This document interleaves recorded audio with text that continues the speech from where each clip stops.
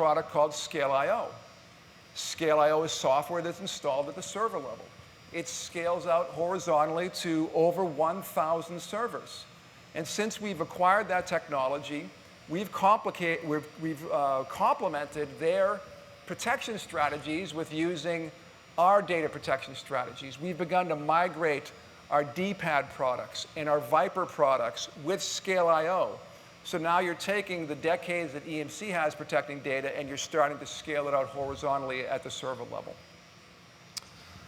The final thing we tell our customers about this building block is don't forget you need to tier that hot data. Once it's not getting used anymore, you are still going to have disk arrays. So what's your tiering strategy between server and storage? What's your data protection strategy that covers both servers and storage? So that's the next building block.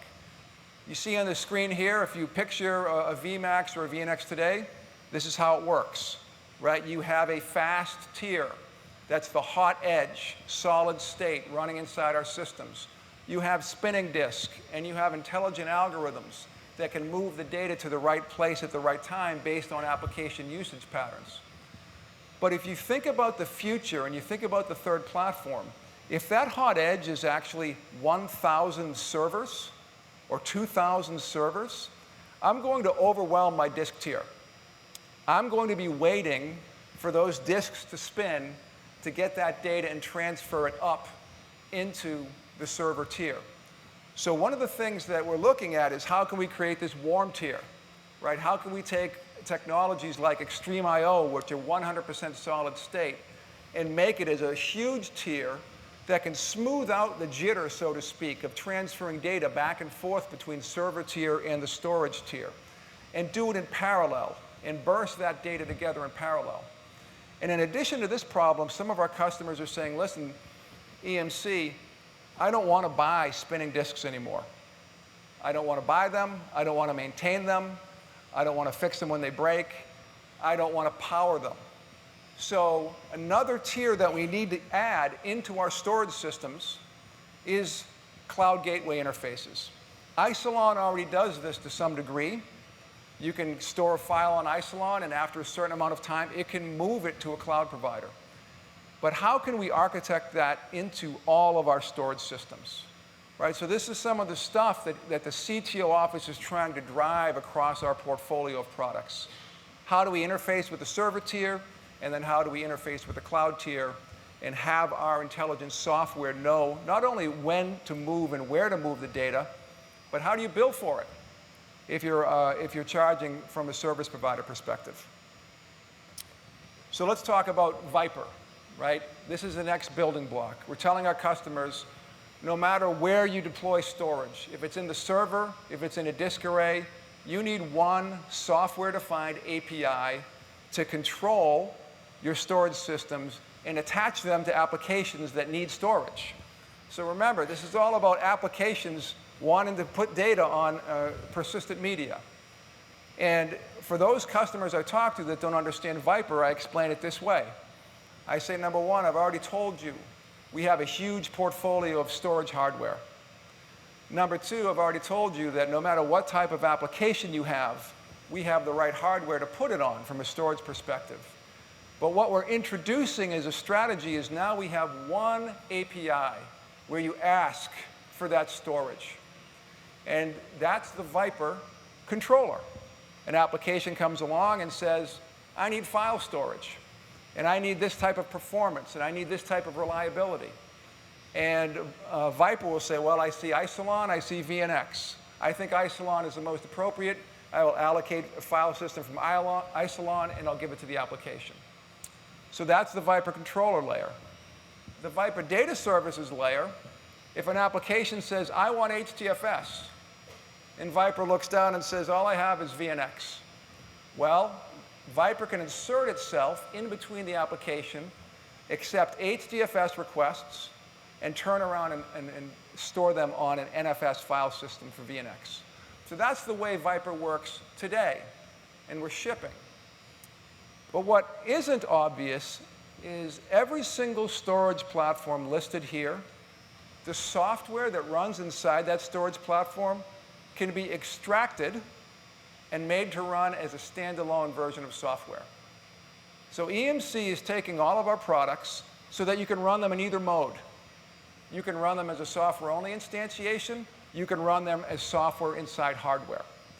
So what does that mean for future? Well, you can do something like this. You can take Greenplum, turn it into virtual machines, put it in the storage catalog.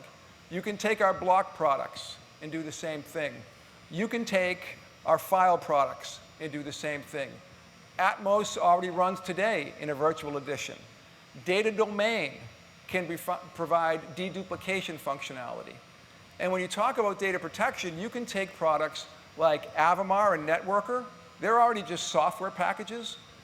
Their APIs for backup and recovery are being moved into Viper. So as you configure your primary storage, you can configure your protection storage at the same time. vPlex is a hardware appliance which is shipping today as virtual vPlex, virtual machine. And you can say the same thing for our recover point hardware. So this is a potential vision of the future, that you could come to Viper and say, and Viper says, wow, I have a generic server and disk-based tier underneath me. And I have an application that needs some sort of storage. And what I'm going to do is pull the right software out of a software catalog and spin it up on the right mix of server-based storage and disk storage. And some customers, when they see that, they ask me a couple questions. Number one, how are you going to make money? And the answer is, we would love to build a hardware platform that supports this, right? And we're starting to work on it with the global platform engineering team. But number two, we've already built this at the Durham COE, right? Some form of this. We have Cloud Core, and if you can squint your eyes and see, you'll see a menu where I can select virtual VNX or virtual VNXE, and I can push button, click, and deploy some part of that storage catalog for QA organizations. And I met with the Cloud Core team yesterday, and I said, listen, this is the first storage catalog I've seen in the industry. And so I talk about this as a proof point that EMC is on this path.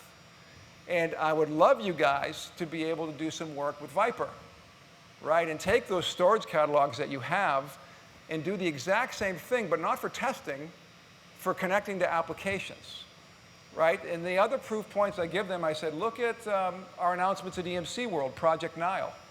We have Viper running with Scale.io and Atmos software versions that are providing block services, object services, and HDFS services. So this reality is here, right? We're on that roadmap. Your team can certainly play a great part in making that happen. You know, final point about Viper is this is interoperable with any cloud orchestration platform. So our customers that want to use VMware, OpenStack, or Microsoft, they can call one EMC API to provision not only our storage, but our competitors' storage and commodity storage. So this is a big strategy for EMC. We always want the customers walking away saying, I understand this, I get this, and it's right? We need one common API in order to control storage in a software-defined way. So that's the fifth building block, a software-defined storage layer. Let's move up one more layer and talk about orchestrating the whole data center, servers, network, and storage.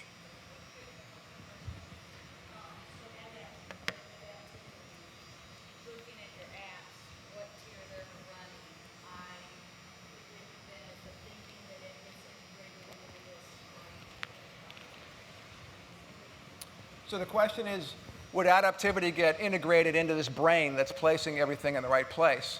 And my answer is, I hope so, right? That's why I need a group of technologists that can understand this. And let me tell you about how